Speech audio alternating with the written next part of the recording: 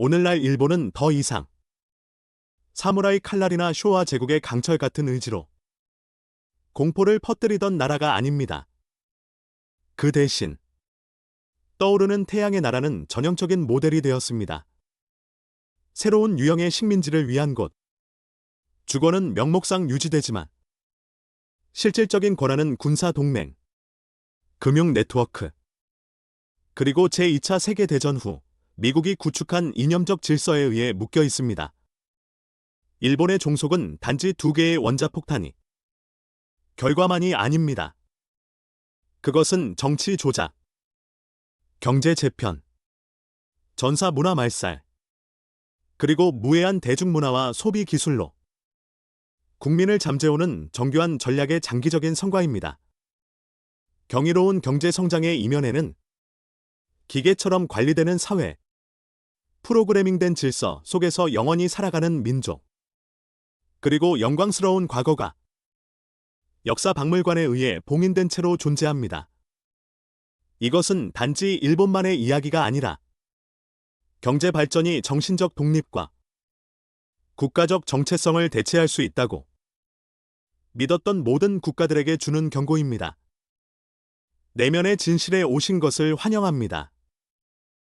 이곳에서는 사회가 당신에게 알려주고 싶어 하지 않는 진실들이 있습니다.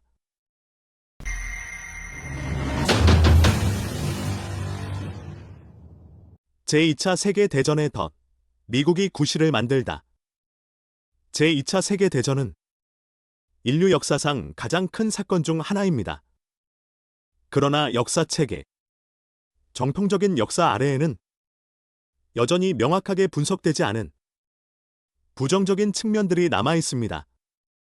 그중 하나는 관찰국에서 전쟁을 조종하는 자로 변모하는 데 있어서 미국의 역할입니다.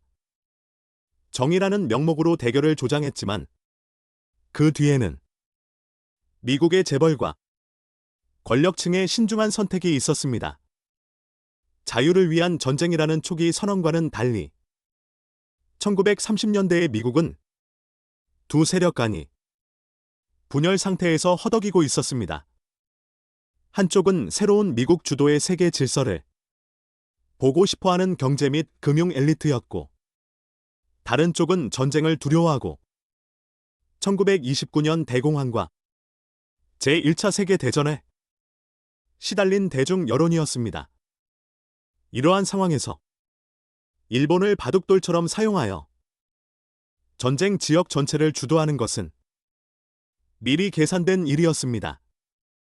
일본이 인도차이나 전선을 확장하자 미국은 즉시 일본 전쟁 공장에 필수 원자재인 석유, 고무, 철강에 대한 금수 조치를 취했습니다. 이는 전쟁 기계 전체를 질식시키는 일격이었습니다. 이를 명확히 인식한 일본은 먼저 행동하기로 결정했습니다. 그들은 1941년 12월 7일 진주만을 공격했고, 바로 이 순간 미국은 전쟁에 대한 모든 망설임을 버릴 수 있었습니다. 24시간도 채 되지 않아 미국 정부는 선전포고를 했고, 여론은 180도 바뀌었습니다. 언론과 정치 엘리트들은 일제히 미국이 부당한 공격을 받았다고 주장했습니다. 그러나 미국은 전혀 놀라지 않은 것 같았습니다. 나중에 기밀 해제된 많은 역사 문서는 미국 정보기관이 일본에 전신을 해독했으며, 심지어 아시아 기지에서 일본의 공격에 대한 사전 경고 보고서도 있었다는 것을 보여주었습니다. 그러나 실질적인 방어 조치는 거의 취해지지 않았습니다. 일부 주력 항공모함은 공격 직전에 항구를 떠났고, 주요 부대들은 평상시 상태를 유지했습니다. 모든 것이 마치 어떤 사건이 발생하기를 기다리는 듯했습니다. 행동할 이유를 얻기 위해서 말이죠. 그리고 하루 뒤, 루스벨트 대통령은 의회에 들어가 역사적인 연설을 했고, 12월 7일을 치욕적인 날이라고 부르며 선전포고를 촉구했습니다. 이번에는 어떤 여론의 방해도 없었습니다. 미국 의회는 거의 만장일치로 즉시 투표했습니다. 그리고 며칠 후 독일과 이탈리아가 미국에 선전포고를 했고, 그래서 미국은 세계대전에 강요에 의해서가 아니라 피로 합법화된 계획된 시나리오에 따라 참전했습니다. 냉정하게 말하면 미국의 재벌들은 양측 모두에 투자하여 불안정한 세상을 만들고 의회와 국민을 전쟁에 참전하도록 설득할 명분을 만들었습니다. 진주만이 공격당했을 때 그들은 바둑판이 시작되기를 기다렸을 뿐입니다. 그리고 그 바둑은 히로시마와 나가사키에 떨어진 두 개의 원자폭탄으로 끝났습니다. 절대적인 힘의 과시였습니다. 일본은 그 이후로 제한된 주권 모델에 따라 재건의 대상이 되었고, 미국의 보호 우산에 완전히 의존하게 되었습니다. 그러나 진정한 대가는 한 민족의 정신, 명예, 기계가 꺾인 것이었습니다. 새로운 질서의 실험 대상이 된 이래로 전쟁과 아시아 봉쇄를 위한 실험실이 된 것입니다. 제2차 세계대전이 히로시마와 나가사키에 두 개의 원자폭탄이 떨어지면서 끝난 후 한때 아시아를 뒤흔들었던 궁극주의 제국이었던 일본은 의지와 권력 구조가 완전히 꺾였습니다. 전후 재건 단계에서 이 나라는 더 이상 자율적인 국가가 아니었고, 미국의 소프트 컨트롤 모델을 위한 이상적인 실험 대상이 되었습니다. 전면적인 점령 없이 단지 헌법을 다시 쓰고 친미 정치 체제를 세우고 보호라는 명목으로 장기적인 군사 주둔을 유지하면 되는 것이었습니다. 더글러스 맥아더 장군이 직접 초안한 1947년 평화헌법은 종속의 뿌리가 되었습니다. 이 헌법의 구조는 일본이 군대를 유지하는 것을 금지하고 국가 주권의 도구로서 선전포고권을 영구히 포기하도록 했습니다.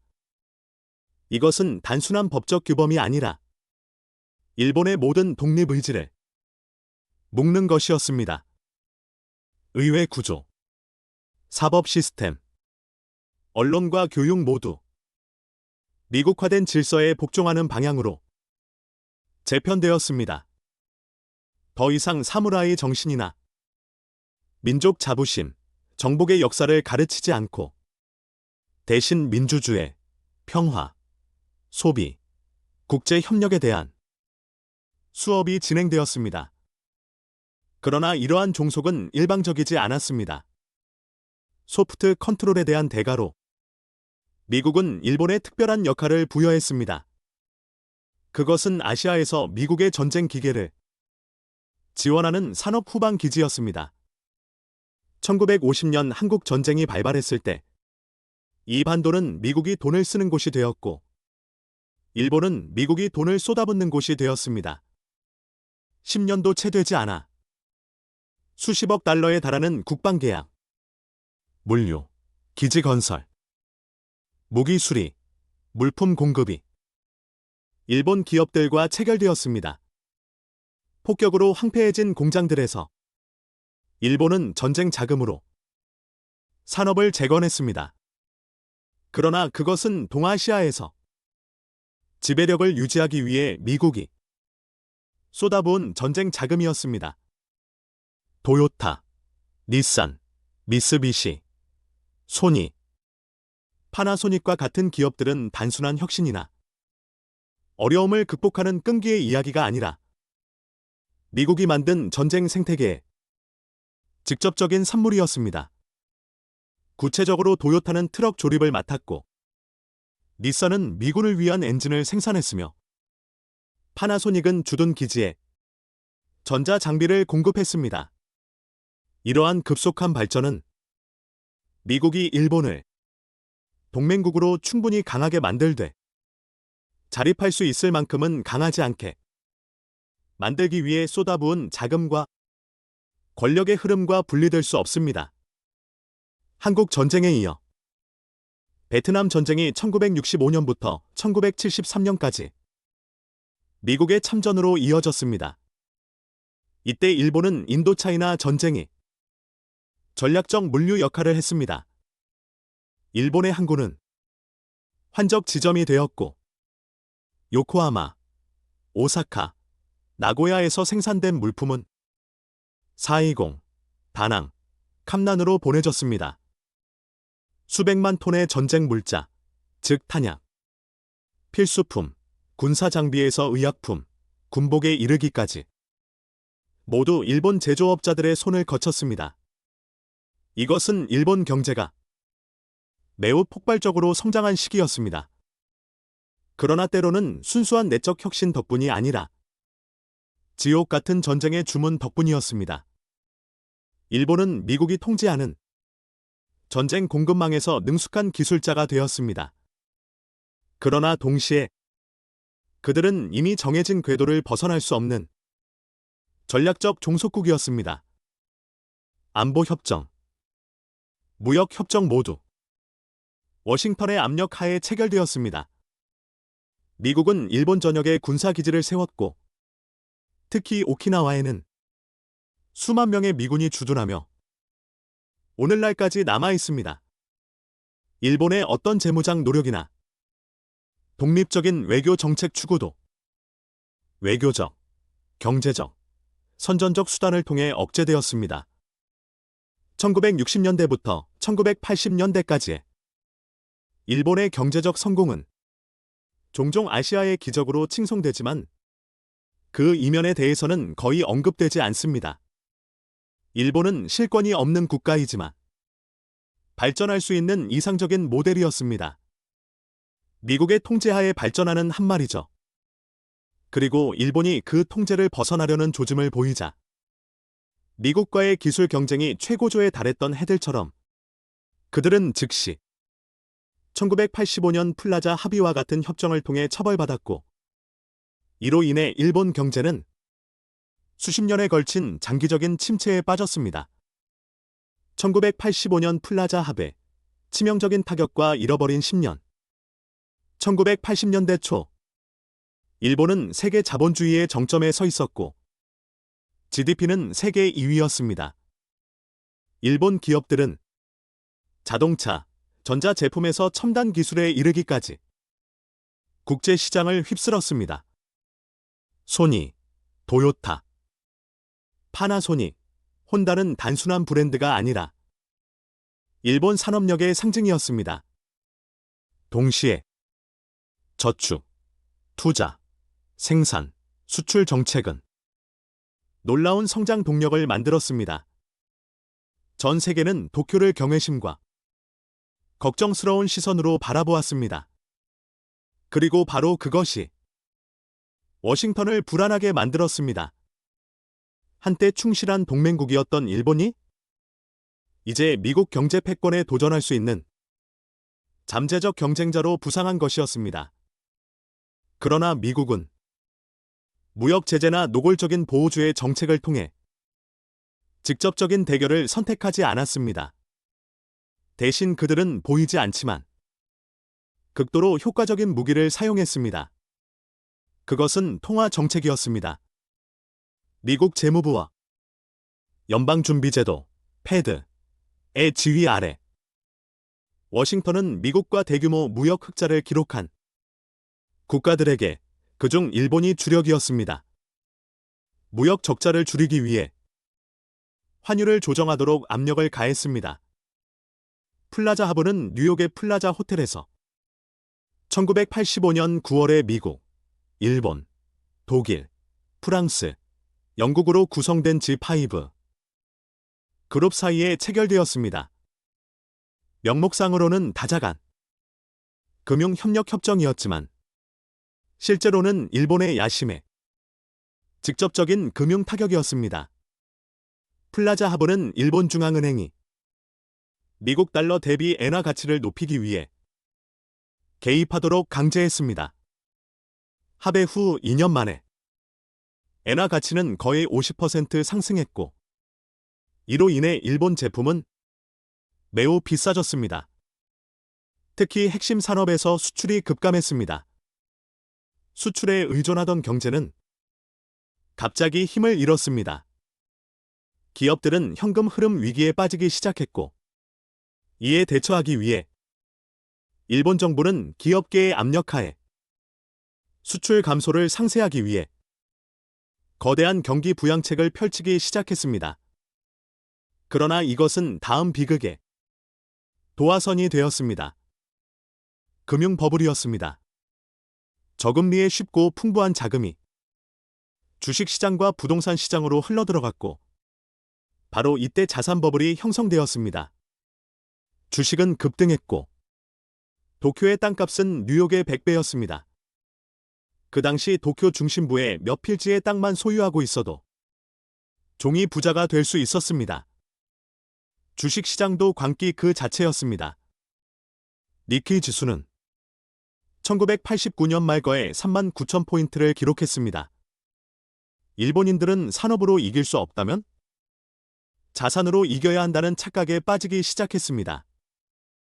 그러나 값싼 돈으로 촉발된 모든 금융 광란처럼 현실은 항상 갑작스럽고 잔인하게 찾아옵니다. 1991년 버블이 터졌습니다. 일본 주식은 2년도 채 되지 않아 가치의 60% 이상을 잃었고, 부동산 시장은 가치의 80%를 증발시켜 수백만 명의 사람들을 순식간에 억만장자에서 빈털터리로 만들었습니다. 무분별하게 대출을 남발하던 상업은행들은 거대한 부실 채권의 늪에 빠지기 시작했고, 10년 이상 지속된 음울한 금융위기를 촉발했습니다. 도쿄와 오사카의 집값은 현실보다 몇 배나 폭등했습니다. 가상자산이 폭발하여 가짜 번영감을 만들었습니다. 사람들은 이전에 앞다투어 투자했고, 은행들은 이전에는 서로 담보대출을 해주었습니다. 그러나 그것이 단지 모래 위에 지은 성이라는 것을 아무도 깨닫지 못했습니다. 1990년대 초 버블이 터지면서 일본 주식시장은 붕괴되었고, 부동산 가격은 비참하게 폭락했으며, 은행 시스템은 거대한 부실 채권에 시달렸습니다. 일본 경제는 2년 이상 지속된 장기 침체에 빠졌고, 이를 잃어버린 10년이라고 불렀지만 실제로는 20년 이상의 암흑기였습니다. 그리고 이 혼란스러운 상황 속에서 참전하지는 않았지만 조용히 휩쓸고 있던 다른 세력이 있었습니다. 그것은 월스트리트의 투자자들이었습니다. 도쿄의 땅값이 실제 가치의 80% 이상 하락했을 때 골드만삭스, 모건 스탠리부터 블랙스톤까지 미국의 투자 펀드들은 조용히 군대를 배치했습니다. 그들은 대량으로 구매하지 않았고 요란하게 발표하지도 않았습니다. 대신 M&A, 합작 투자, 금융 대출을 통해 일본 경제에 떨어지는 보석들을 천천히 인수했습니다. 한때 캘리포니아 주보다도 높은 가치로 평가되던 땅들, 한때 쇼와 세대의 번영의 상징이었던 고층 건물들은 이제 푼돈과 비밀 계약으로 매입되었습니다. 그리고 한때 일본 기적의 기둥이었던 산업 대기업들은 수년간의 침체 끝에 지쳐 있었습니다. 도시바는 1990년대 초 70억 달러 이상을 손실했고, 스미토모 모터스는 어려움을 겪었으며, 장기 신용은행, 롱텀 크레디트 뱅과 홋카이도 다쿠쇼쿠 은행, 홋카이도 테쿄소코과 같은 은행들은 파산하거나 합병되었습니다. 그리고 그들이 현금 흐름을 유지하기 위해 자금이 필요할 때 누가 나섰을까요? 바로 미국의 금융기업들이었습니다. 그들은 돈을 쏟아부을 준비가 되어 있었지만 구제가 아니라 의결권을 얻기 위해서였습니다.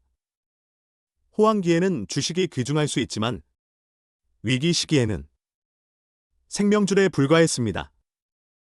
누구든지 먼저 손을 내밀면 잡을 수 있었습니다. 그렇게 한 겹 한 겹씩 일본의 주요 기업들이 약탈되기 시작했습니다. 점령도 필요 없고 군대를 파견할 필요도 없었습니다.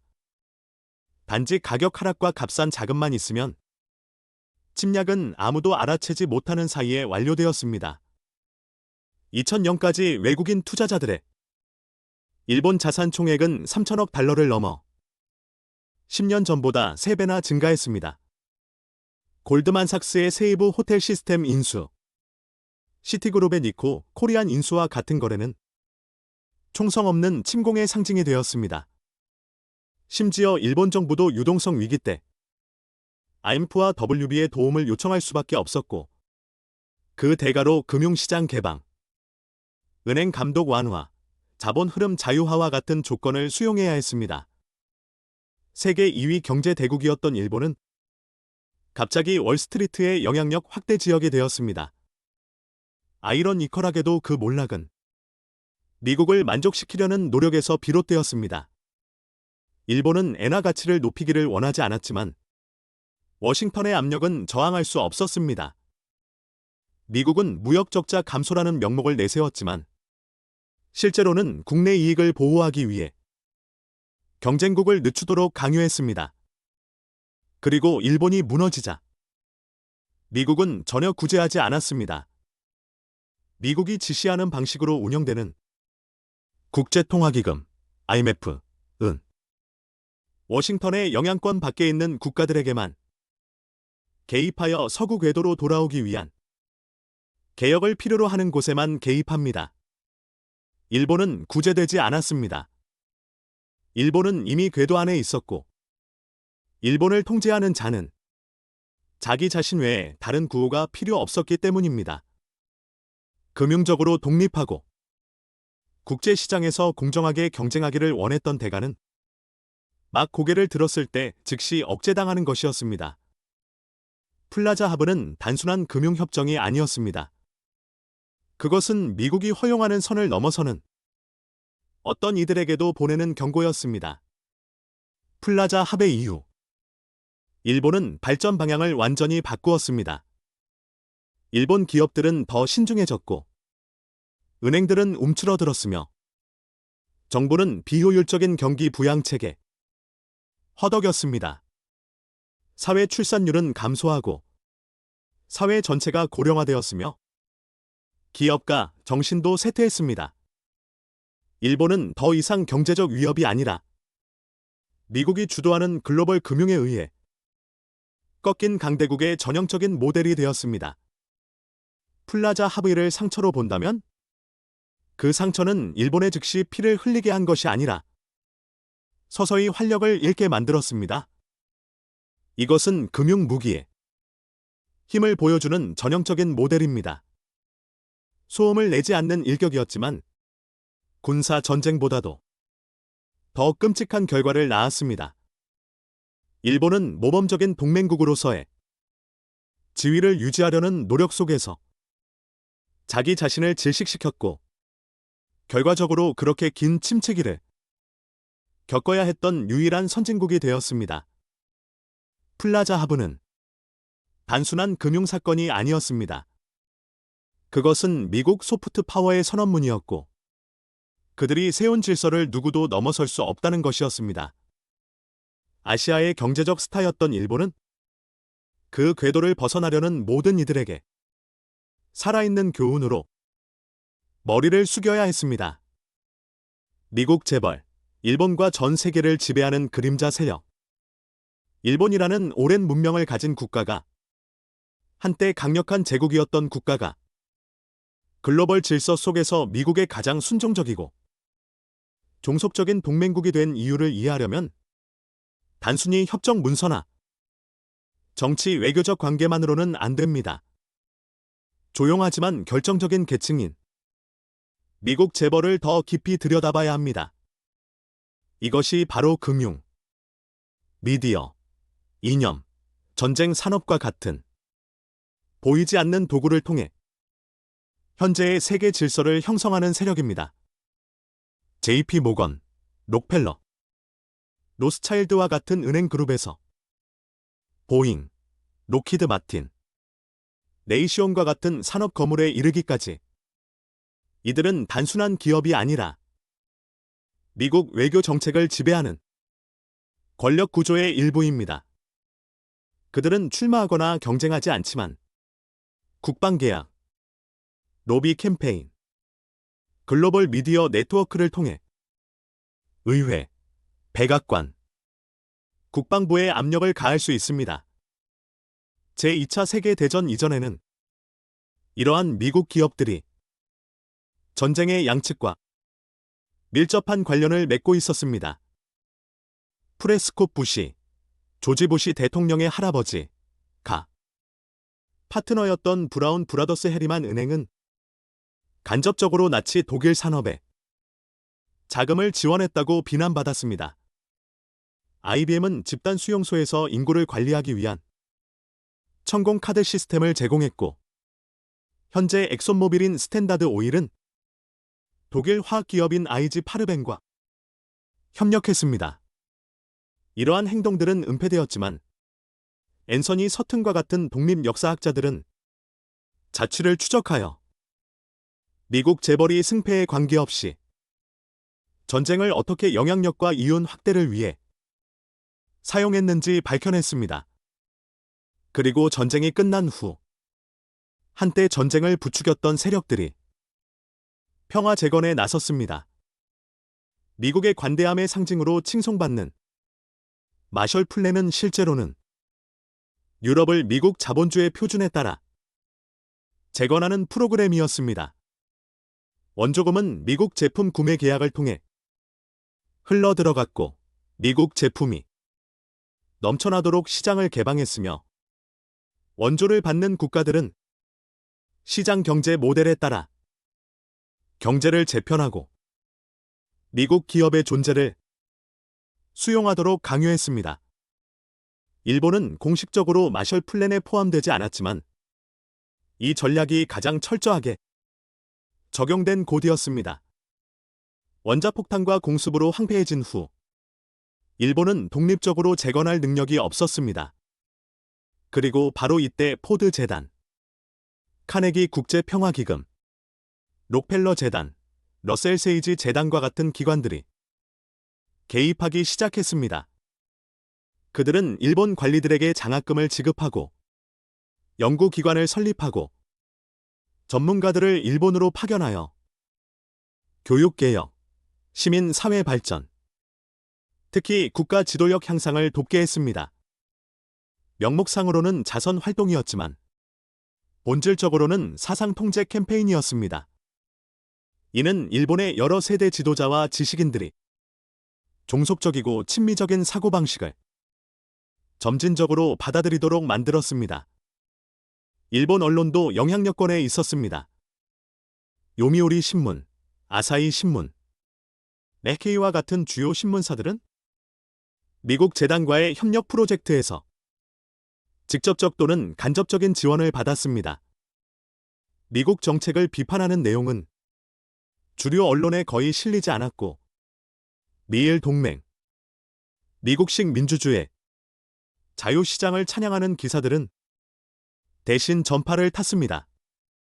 반면 전쟁 역사, 미국의 점령기 실제 역할, 플라자 합의의 여파와 같은 내용은 모두 흐려지거나 숨겨졌습니다.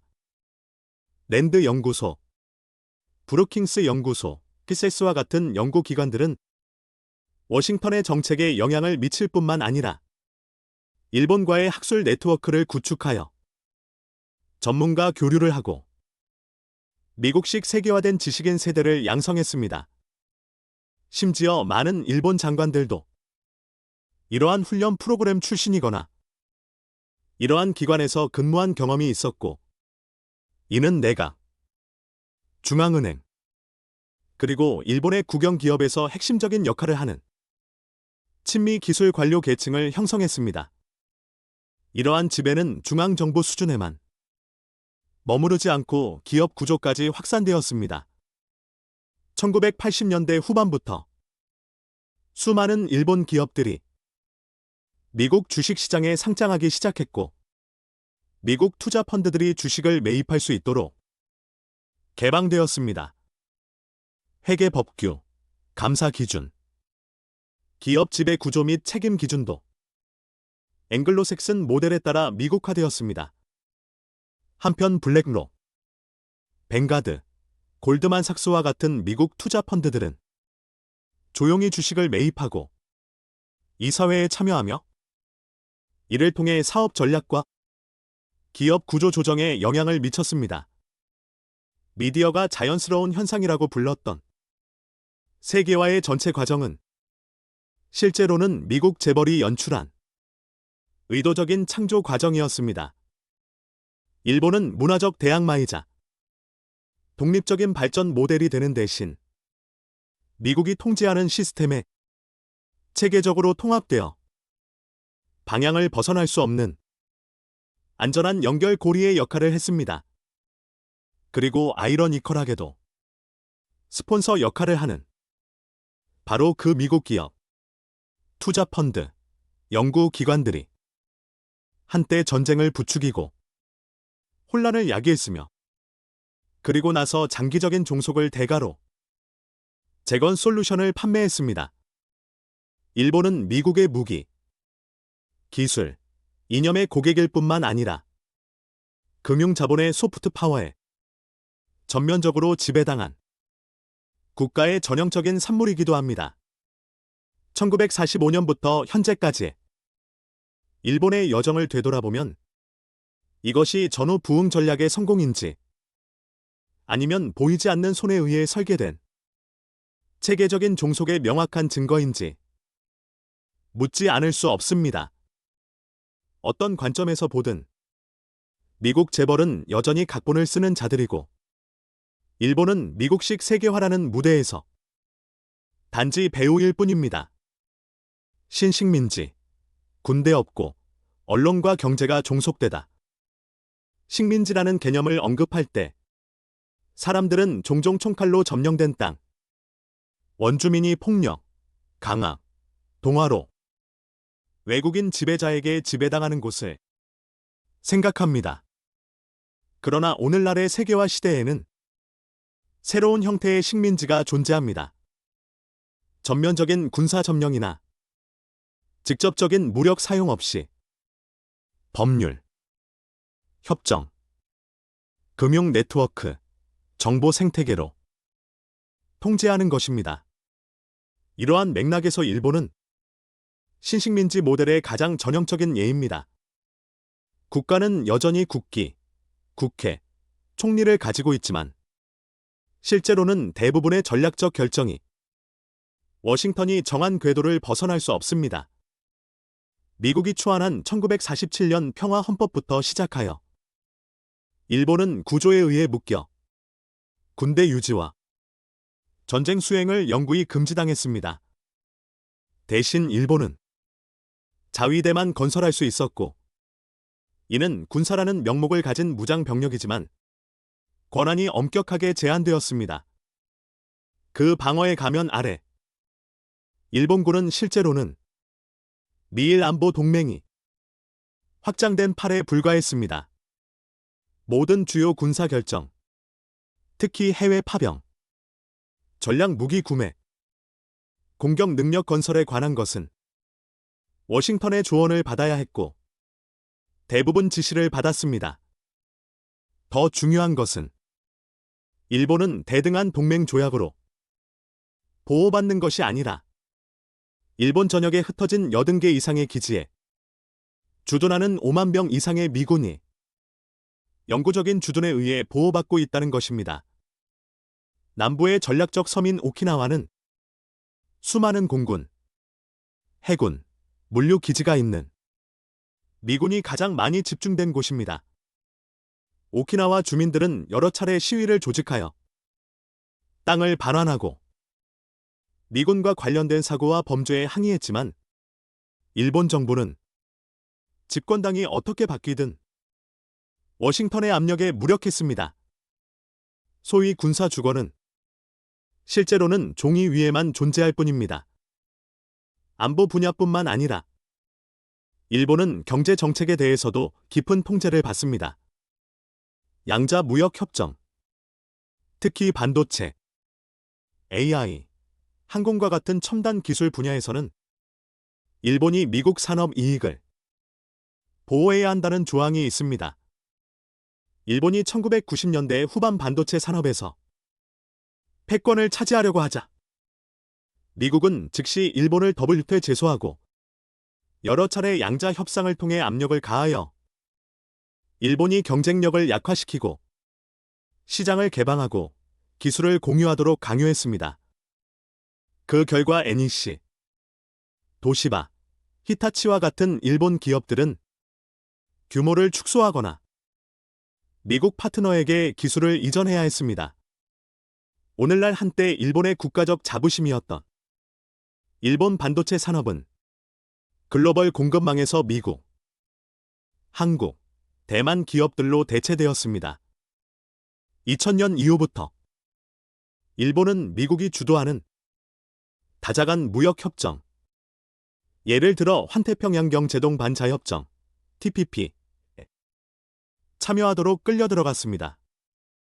미국은 TPP에서 탈퇴했지만 미국이 제안한 많은 조항들은 일본에 의해 이러한 협정에서 여전히 유지되고 있습니다. 이러한 협정에서 일본은 지적 재산권, 투자자 보호, 금융 통제 기준을 준수해야 했는데 이는 실제로는 서구 기업들에게 이점을 제공했습니다. 일본 기업들은 자국 시장에서조차 미국 파트너들과 공정하게 경쟁할 수 없었고 농민과 소규모 기업들은 그들이 결정하지 않은 글로벌 규칙에 의해 질식당했습니다. 일본의 미디어 및 학술 생태계도 그러한 지배에서 벗어나지 못했습니다. 네시케이, 아사히, 마이니치와 같은 주요 미디어 그룹은 연구재단, 국제협력기관, 미국과 연계된 언론협회와 공생관계를 유지했습니다. 미국 정책을 비판하는 내용은 주류에 거의 실리지 않았고 미일 동맹, 미국식 민주주의, 자유시장을 찬양하는 기사들은 전파를 탔습니다. 반면 전쟁 역사, 점령기 미국의 실제 역할, 플라자 합의의 여파와 같은 내용은 모두 흐려지거나 숨겨졌습니다. 랜드 연구소, 브루킹스 연구소, 캐세이스 등은 워싱턴의 정책에 영향을 미칠 뿐만 아니라 일본과 전문가 교류를 하는 학술 네트워크를 구축하여 미국식 세계화된 지식인 세대를 양성했습니다. 심지어 많은 일본 장관들도 이러한 훈련 프로그램 출신이거나 이러한 기관에서 근무한 경험이 있었고 이는 내각, 중앙은행, 그리고 일본의 국영기업에서 핵심적인 역할을 하는 친미 기술 관료 계층을 형성했습니다. 이러한 지배는 중앙정부 수준에만 머무르지 않고 기업 구조까지 확산되었습니다. 1980년대 후반부터 수많은 일본 기업들이 미국 주식시장에 상장하기 시작했고 미국 투자 펀드들이 주식을 매입할 수 있도록 개방되었습니다. 회계 법규, 감사 기준, 기업 지배 구조 및 책임 기준도 앵글로색슨 모델에 따라 미국화되었습니다. 한편 블랙록, 뱅가드, 골드만삭스와 같은 미국 투자 펀드들은 조용히 주식을 매입하고 이사회에 참여하며 이를 통해 사업 전략과 기업 구조 조정에 영향을 미쳤습니다. 미디어가 자연스러운 현상이라고 불렀던 세계화의 전체 과정은 실제로는 미국 재벌이 연출한 의도적인 창조 과정이었습니다. 일본은 문화적 대항마이자 독립적인 발전 모델이 되는 대신 미국이 통제하는 시스템에 체계적으로 통합되어 방향을 벗어날 수 없는 안전한 연결고리의 역할을 했습니다. 그리고 아이러니컬하게도 스폰서 역할을 하는 바로 그 미국 기업, 투자 펀드, 연구기관들이 한때 전쟁을 부추기고 혼란을 야기했으며 그리고 나서 장기적인 종속을 대가로 재건 솔루션을 판매했습니다. 일본은 미국의 무기, 기술, 이념의 고객일 뿐만 아니라 금융 자본의 소프트 파워에 전면적으로 지배당한 국가의 전형적인 산물이기도 합니다.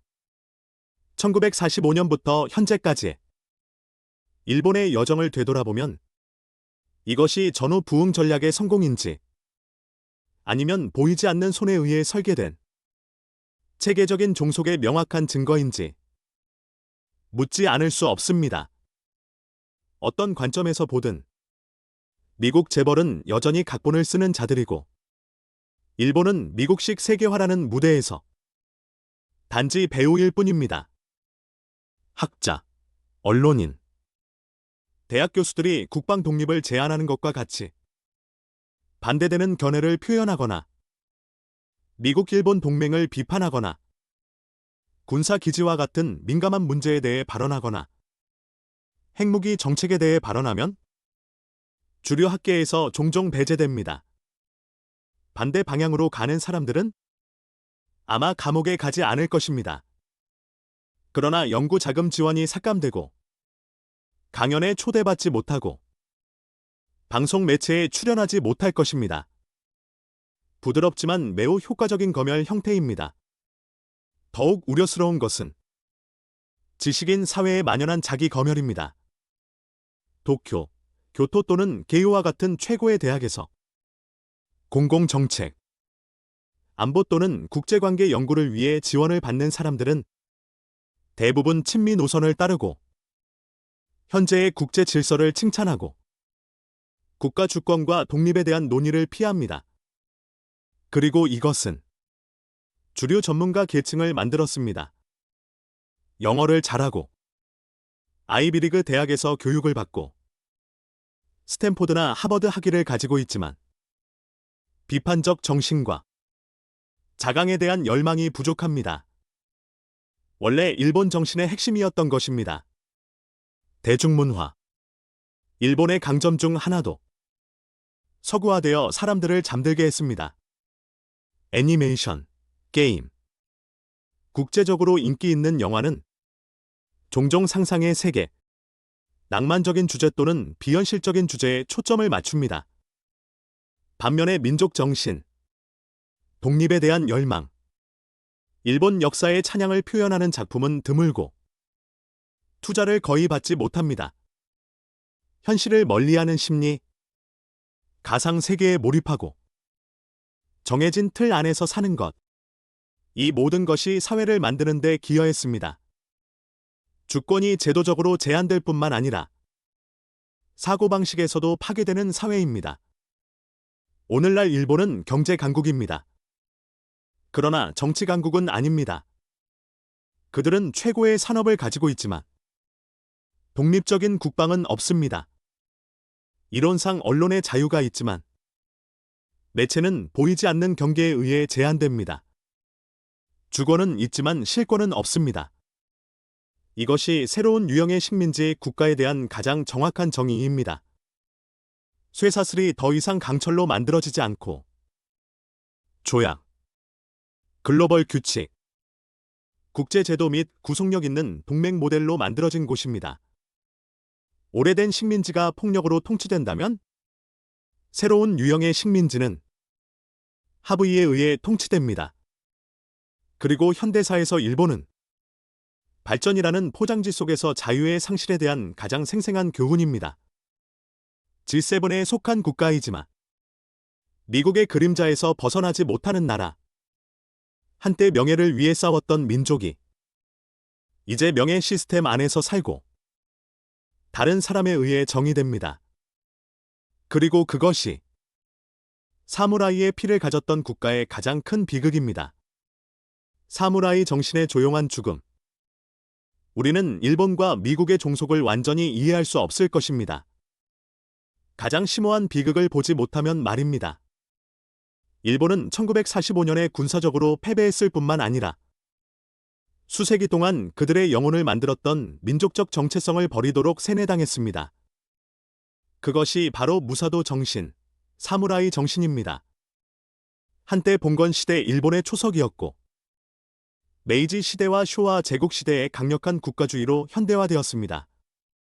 그것은 명예롭게 사는 이상 민족을 위해 희생하는 것을 받아들이고 강인함과 개인의 책임을 강조하는 것입니다. 그러나 미국이 일본을 점령한 후 그 정신은 제거해야 할 위험한 유산으로 분류되었습니다. 그리고 1950년대부터 일본의 교육 시스템은 다시 쓰여지도록 강요받았습니다. 무사도에 대한 모든 교훈을 서구 민주주의적 가치, 집단 복종, 화해 및 경제 부흥으로 대체했습니다. 그리고 그 결과는 정신적으로 부서진 사회입니다. 일본인들은 용감한 전사에서 약한 사무직 노동자가 되어 종이 위에 머리를 숙이고 효율성에 대한 강박관념 속에서 살고 차이와 반항을 허용하지 않는 집단에 용해되었습니다. 더 이상 독립의지라는 개념이 없고 더 이상 의리를 위해 살고 죽는 철학이 없습니다. 일본인은 인간 기계로 변했습니다. 정확히 말하면 미국 자본주의가 필요로 하는 모델과 같습니다. 규율 있고 근면하고 저항하지 않고 질문하지 않는 사회입니다. 대중문화는 전사의 정신을 파괴합니다. 부분적으로는 무력화 과정에서 무시할 수 있습니다. 일본은 대중문화의 발전입니다. 특히 애니메이션, 만화, 게임 및 영화입니다. 처음에는 전후 정신을 달래기 위한 단순한 도구일 뿐이었습니다. 그러나 점차 민족 전체의 전투 의지를 파괴하는 소프트 파워 무기가 되었습니다. 일본 젊은 세대가 상상의 세계, 무성 캐릭터, 비현실적인 로맨스 이야기에 점점 더 매료될 때 그들이 사회의 현실, 정치, 그리고 민족의 운명에 대한 생각을 포기하는 바로 그 순간입니다. 애니메이션과 게임에 중독된 오타쿠 문화는 영원히 자라지 않는 젊은 세대를 만들어냈습니다. 결혼을 거부하고, 폐쇄적으로 사는 책임을 거부하고, 가상세계에 집착하고 헌신할 영감을 더 이상 얻지 못합니다. 옛날 사무라이가 명예를 위해 칼을 뽑을 준비가 되어 있었다면, 오늘날 일본 청년들은 히키코모리를 선택합니다. 은둔 생활을 하고 사회적 소통을 단절합니다. 이것은 단순한 개인적인 선택이 아닙니다. 정신적으로 뼈가 부러진 민족의 집단적 반응입니다. 우울증과 자살의 사회, 정체성의 위기는 피할 수 없는 결과를 초래합니다. 일본은 세계에서 자살률이 가장 높은 국가 중 하나가 되었습니다. 수십 년 동안 매년 수만 명의 일본인이 스스로 목숨을 끊습니다. 가난해서가 아니라 살아야 할 이유가 더 이상 없기 때문입니다. 물질적으로 번영하지만 정신적으로 메마른 사회입니다. 일본 정부는 자살 예방 부서를 설립해야 했습니다. 공공정신건강치료소. 그러나 여전히 깊은 근본 원인을 치료할 수 없습니다. 더 이상 자신을 믿지 않는 나라입니다. 독립에 대한 이상을 잃은 순간부터, 운명을 지배하는 자부심을 잃은 순간부터, 일본인은 점차 미리 정해진 질서, 냉정하고 무감각한 질서, 더 이상 큰 꿈을 위한 자리가 없는 질서에 빠져들었습니다. 이상 통제 모델. 미국과 서양도 일본을 부수는 데 성공한 것으로부터 한 가지를 배웠습니다. 국가를 통제하려면 때로는 군사적 공격이 필요하지 않습니다. 문화적 정체성을 빼앗고 그들을 세계와 기계의 톱니바퀴로 만들고 소비 문화, 엔터테인먼트 및 기술로 젊은 세대를 잠들게 하십시오.